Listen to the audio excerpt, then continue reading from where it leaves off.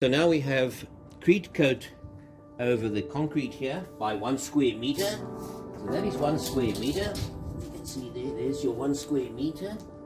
Now we want to spread GritKote over this square meter. As you will see, comes in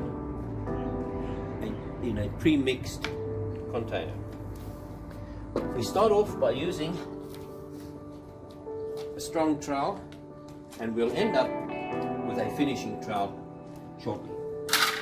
So we'll dump that on there.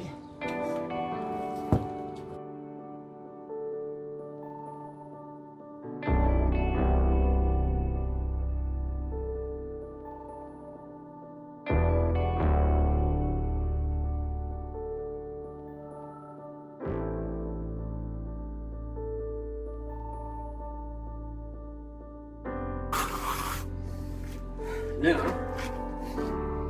we'll do an initial flattening, and then we'll come over with a different trowel. So this one, just to get a more or less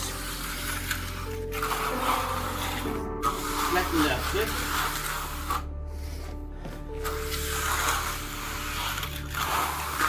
We'll go over it.